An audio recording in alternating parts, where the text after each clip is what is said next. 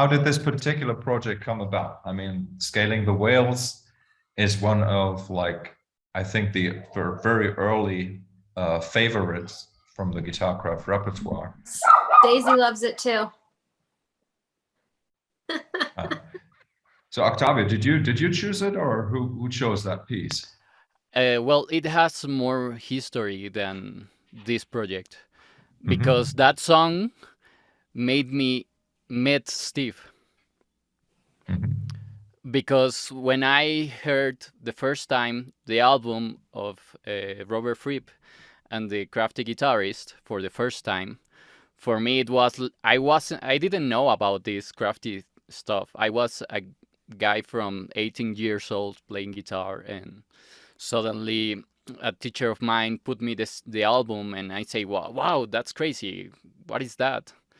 A bunch of guitarists making crazy noises. So for me, it was really surprising. And when I begin to hear this album, I loved that song. For me, it was like, when you get attached into that song, for me, it was this song. So I begin to play with a trio and try to find some score of this song.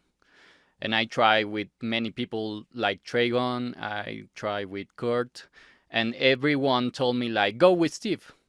On that time, I didn't met Steve. So that song joined us, and we begin to play, and everything like evolved into a way that when we saw each other, Steve and me and all the guys from the trio, we begin to play it. It was like everything was evolving into a point that suddenly in 2020, we say, like, let's do this. Let's finally record this song and see what happens. So we did it, and the collaboration became more like a sense.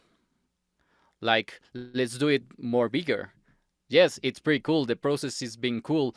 The video, when it went out, it had like a good acceptance from everyone. So everything suddenly happening.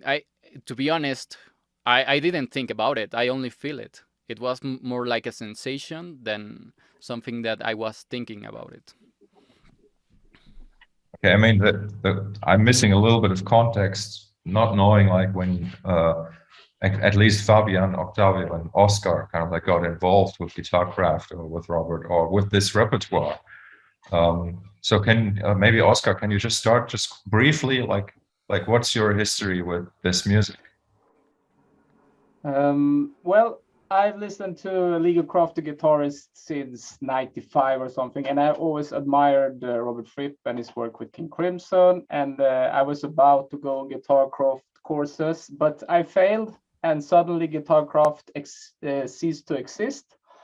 But I had a friend who was in Seattle, and he had met Steve Ball and said, something is brewing in Seattle, contact Steve. And I took my Intergalactic Boogie Express album, and I saw, Steve is in this album. He's a crafty. So I wrote a letter to Steve, and I went to Seattle 3 or 4 times and worked with these musicians from from all over the world. I played with Nora and with Steve and a bunch of other great musicians.